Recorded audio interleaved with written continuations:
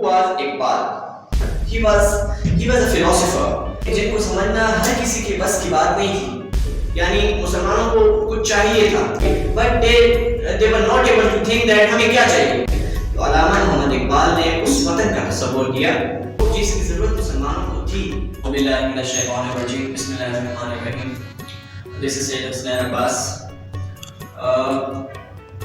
हम मुख्तलिफ पाकिस्तान की तारीख से जुड़े मुख्तलिफ हीरोज़ के मुख्तलिफ नेशनल डेज मनाते हैं, जिनमें से एक दिन आज है 21 अप्रैल, जो कि अल्लामा मोहम्मद इकबाल के इस दुनिया से चले जाने के साथ मुंसलिक है।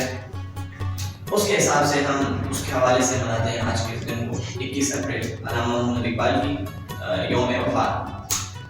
तो हमारे मुख्तलिफ जो ये दिन हम मनाते हैं, इनके मनाने के पीछे कोई मकसद होना चाहिए। मतलब ये नहीं है कि अगर मिसाल के तौर पे अल्लामा मोहम्मद इकबाल मौलाना में पैदा हुए तो हमने कहा कि कंग्रेचुलेशंस या हमने वीडियो शेयर की एंड दैट्स ऑल, हमने उसके बाद कुछ नहीं किया इसके अलावा। तो ये जो डेज होते हैं मनाने के लिए, इसलिए मनाने के लिए होते हैं ताकि हमें याद आए वो शख्सियत कि उन्होंने क्या कारनामे अंजाम दिए, वो इस हद तक कैसे पहुंचे, और हमें याद रहे कि उन्होंने क्या किया पाकिस्तान की तारीख में, पाकिस्तान के लिए। और उसके बाद हम अपने लिए उनसे सबक हासिल करें कि what we should do. Who was Iqbal, ठीक है। सबसे पहले तो इकबाल को जानना जरूरी है। और अल्लामा मोहम्मद इकबाल जो थे ना, ही वाज अ फिलोसोफर, जो कि जिनको समझना हर किसी के बस की बात नहीं थी। जिस तरह के कुरान मजीद में खुदा ने इरशाद फरमाया कि तमन्नों के लिए कुरान मजीद में निशानियां हैं, तो उन्होंने क्यों फरमाया? उनका मतलब ये नहीं था कि मैंने कुछ मखसूस लोगों को अकल दी है तो अगर जो है उनके लिए कुरान मजीद में निशानियां हैं। उन्होंने फरमाया कि अकल तो तमाम इंसानों के पास है, बट जो इनको यूज करते हैं उनके लिए निशानियां हैं। इसी तरह यहाँ पे बात ही नहीं है कि ज्यादा ज़हनों की बात है कि अल्लामा मोहम्मद इकबाल को समझना आम ज़हनों की बात नहीं है। अल्लामा मोहम्मद इकबाल को समझना उन लोगों के बस की बात है जो इसको समझने की कोशिश करें। मोहम्मद इकबाल जिनको आप कह सकते हैं कि वो कहते हैं ना कि वली जो होता है उसका हमें पता, उसकी विलायत का पता हमें उसके जाने के बाद चलता है। अल्लामा मोहम्मद इकबाल ने अपने शायरी के जरिए मुख्तलिफ मौज़ूआत को लोगों के सामने रखा कि उन्होंने खुदा की इबादत की तरफ भी लोगों को मुतवज्जे किया, उसके बाद उसकी बंदगी की तरफ, उसके बाद अपने शऊर को किस तरह से, मतलब ये कि खुदा ने अगर आपको शऊर दिया है तो आप इसका इस्तेमाल किस तरह से करें, वो भी अल्लामा मोहम्मद इकबाल ने अपनी शायरी के जरिए बताया।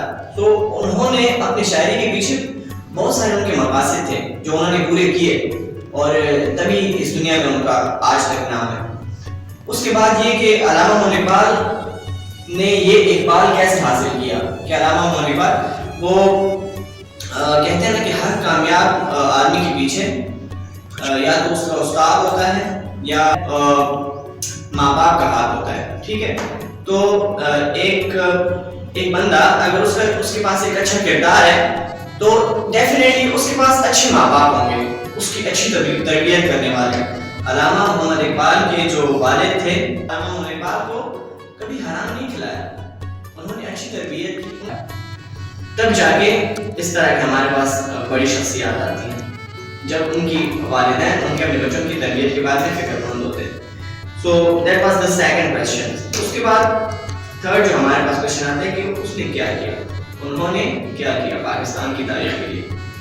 जब मैं आपको एक मिसाल से समझाने की कोशिश करूंगा कि जब एक मुसाफिर है, उसने एक सफ़र स्टार्ट किया और वो सफ़र की तरफ जा रहा है, बट वो रास्ता भटक गया। जब वो रास्ता भटक जाता है तो सबसे जो उससे बड़ी मुश्किल होती है कि वो अब रास्ता ढूंढे, तो ढूंढे कैसे, ठीक है। लेकिन उसको रास्ता नहीं मिल रहा होता, वो कहाँ जाए, भटक गया ना रास्ता, सबसे बड़ी मुश्किल है। तो उस वक्त जो आकर उसकी मदद करता है उसके लिए सबसे बड़ा मसीहा होता है।